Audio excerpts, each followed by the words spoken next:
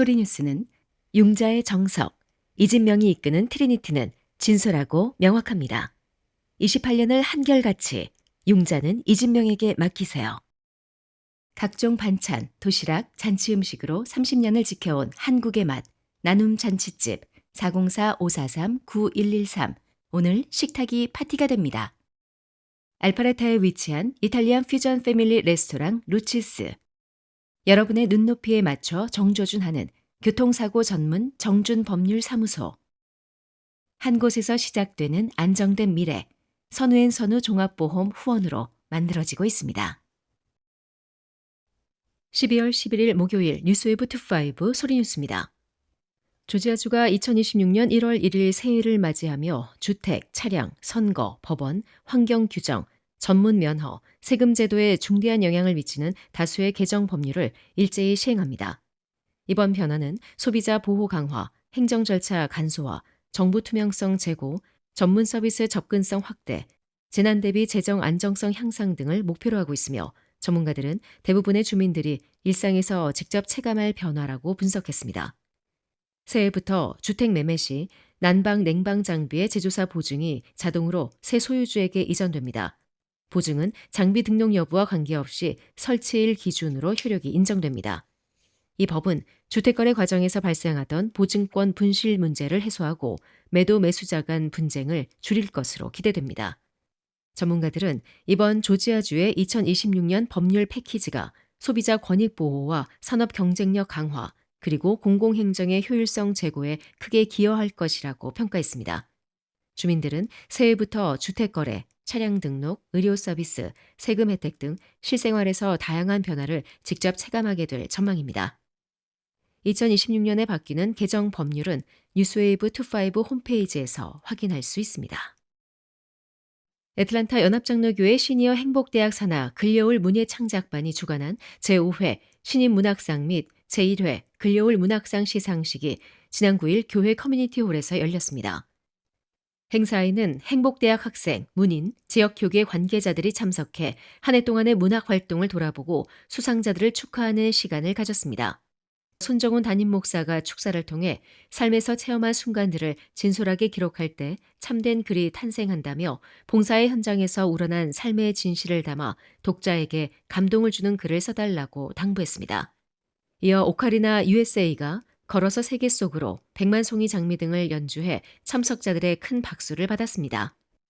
올해 신설된 글려올 문학상의 첫 수상자는 2008년 작고한 미주 한인문단의 원로 고원 시인에게 돌아갔습니다.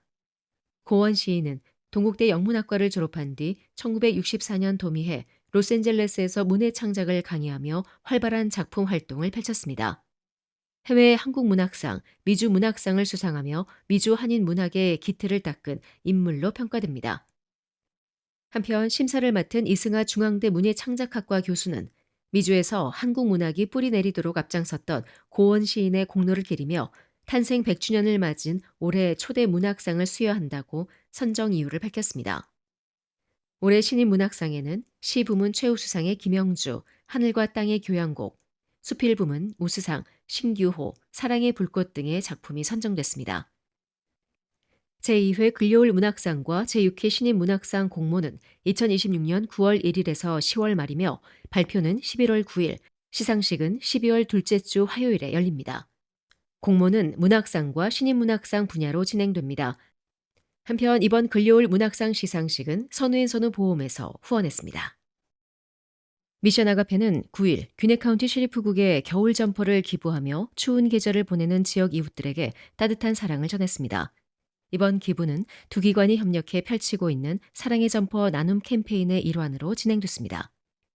기부식에 참석한 키보 테일러 귀네카운티 셰리프 국장은 한인 커뮤니티의 지속적인 나눔과 지원에 깊이 감사드린다며 셰리프국이 이러한 뜻깊은 행사에 함께할 수 있어 매우 영광이라고 감사의 뜻을 전했습니다.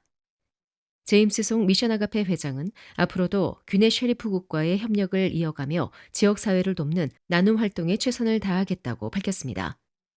미션 아가페의 사랑의 점퍼 나눔 활동은 매년 겨울 어려운 이웃에게 방한용 의류를 지원하는 대표 겨울 프로젝트로 한인사회와 지역 커뮤니티의 연대를 강화하는 의미 있는 프로그램으로 자리 잡고 있습니다.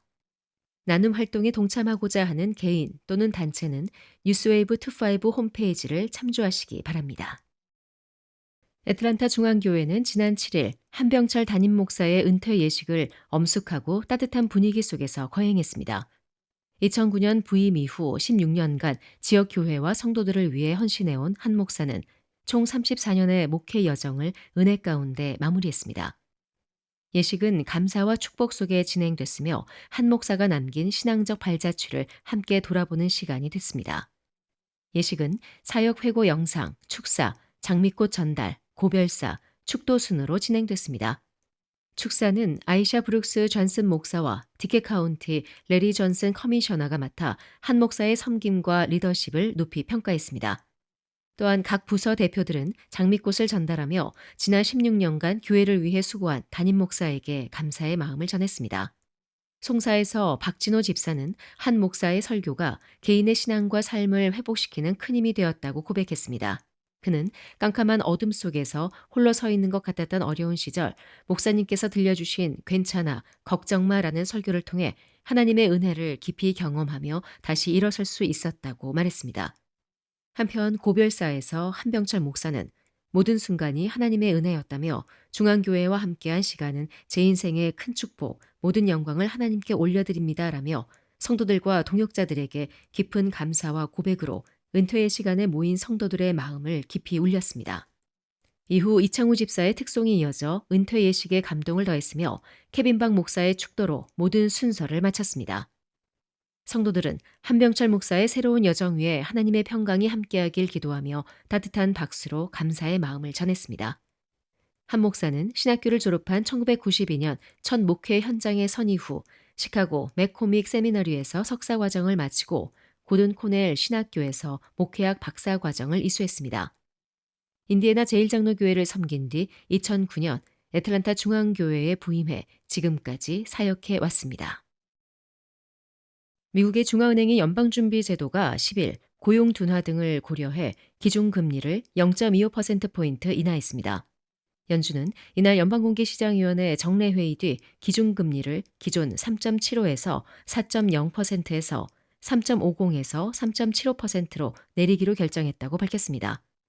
투표권을 가진 위원 12명 중 9명이 찬성했고 3명이 이견을 냈습니다.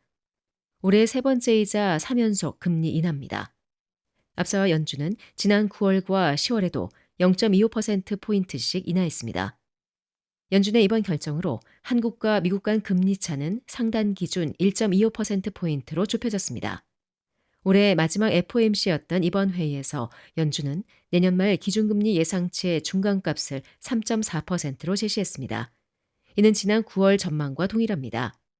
내년 말 예상치와 지금의 금리를 고려하면 내년에도 한 차례의 0.25%포인트 인하가 가능하다고 볼 수 있지만 FOMC 위원 간 이견이 커 내년에 금리 인하 여부와 그 수준을 예측하기 어렵다는 평가도 나오고 있습니다. 한편 파월 의장은 이날 기자회견에서 기존금리가 중립금리로 추정되는 범위 안에 있다고 말해서 주목받았습니다. 중립금리는 경제를 부양하지도 경제에 부담을 주지도 않는 연준이 지향하는 수준의 금리를 의미하기 때문에 이 발언은 내년에 금리 인하를 장담할 수 없다는 의미로 해석될 수 있다고 뉴욕타임스 등은 평가했습니다. 연준은 이번 정책 결정문에서 향후 기준금리 결정과 관련해 추가 조정의 정도와 시기를 고려함에 있어라는 표현을 썼는데 정도와 시기는 지난 10월에는 사용하지 않은 표현입니다. 이를 두고 전문가들은 연준이 향후 금리 인하 시기를 늦추거나 아예 중단할 수 있다고 관측했습니다. 트럼프 행정부가 무비자 전자여행허가 제도로 입국하려는 외국인에 대한 심사를 강화할 계획입니다. 미 세관국경 보호국인 CBP는 이스타 신청자들에게 지난 5년간의 소셜미디어 정보 제출을 의무화하는 내용의 규정안을 10일 관보를 통해 공개했습니다. 이는 트럼프 대통령이 지난 1월 20일 서명한 행정명령에서 미국에 입국하려고 하는 외국인에 대한 심사 강화를 지시한 데 따른 것입니다. 세관국경 보호국은 가능한 경우 신청자가 지난 5년간 사용한 개인 및 사업용 전화번호, 지난 10년간 사용한 개인 및 사업용 이메일 주소를 요구하기로 했습니다. 신청자 가족의 이름과 지난 5년간 전화번호, 생년월일, 출생지, 거주지도 신청자가 제출해야 하는 정보에 포함될 수 있습니다.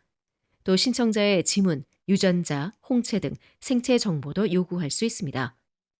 세관국경보호국은 앞으로 웹사이트를 통한 이스타 신청 접수를 중단하고 모바일 애플리케이션을 통해서만 신청받을 예정이라고 밝혔습니다. 이는 보안과 효율성을 강화하는 차원이라고 세관국경보호국은 설명했습니다. 또 신청자 본인의 여권용 사진뿐만 아니라 셀피 사진을 제출하도록 할 계획입니다. 세관국경보호국은 이번 규정안에 대해 60일간 의견을 수렴할 계획입니다. 이스타는 미국과 비자 면제 협정을 체결한 국가의 국민이 따로 비자를 받지 않아도 출장과 관광, 경유 목적으로 미국을 최대 90일 방문할 수 있게 합니다. 현재 한국을 비롯해 42개국이 비자 면제국입니다. 그간 트럼프 행정부는 이스타뿐만 아니라 각종 비자 심사에서도 소셜미디어 등의 검증을 강화해 왔습니다. 지금까지 12월 11일 목요일 소리뉴스였습니다. 행복한 하루 보내십시오. 고맙습니다.